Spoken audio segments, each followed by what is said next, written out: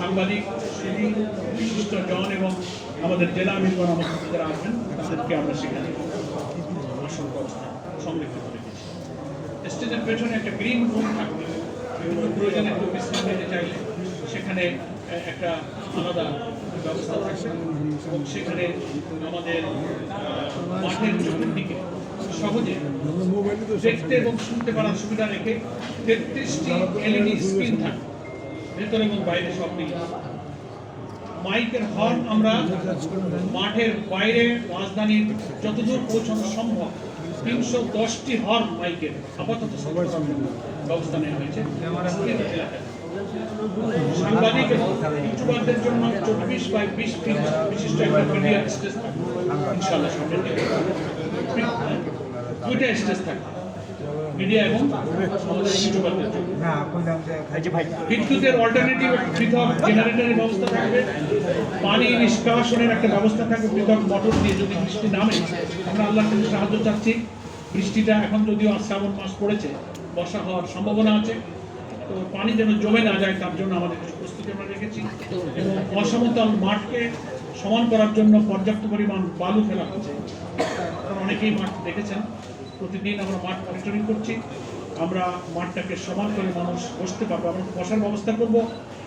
মাঠেই লোকেরা বসবে, বিশাল মাঠ, এখানে এত লোকের চেয়ার দিয়ে বসলে একটা অনুষ্ঠান করা কঠিন হবে। এই জন্য আমরা ত্রিপল দিয়ে বসতে পারে সেজন্য মাঠটাকে আমরা সমতল করার চেষ্টা করছি।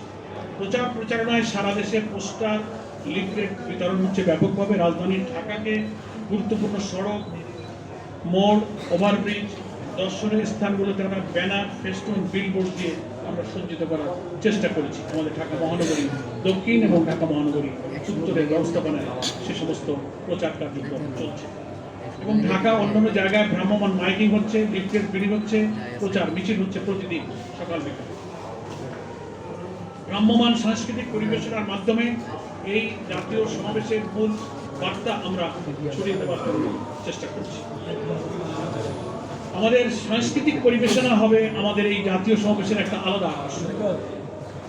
মূল সমাবেশের কার্যক্রম যেহেতু 2টায় শুরু হবে, দুপুর 2টা, তার আগে সকাল 10টা থেকে ইনশাআল্লাহ আমাদের এই সাংস্কৃতিক পরিবেশনা শুরু হবে। সেখানে কোরআন তেলাওয়াত, হামনাথ, ইসলামী সঙ্গীত, কবিতা আবৃত্তি, প্রামাণ্যচিত্র প্রদর্শনী এখানে প্রদর্শিত হবে এবং পরিবেশিত হবে।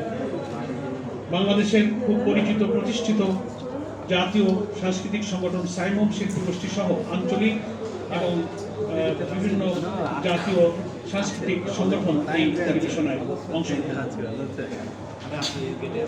20টি পয়েন্টে প্রায় 6000 স্বেচ্ছাসেবক বিভিন্ন বিভাগে দায়িত্ব পালন করে। বিভাগ তো আপনারা শুনলেন, অনেকগুলো ডিপার্টমেন্ট আমরা করেছি।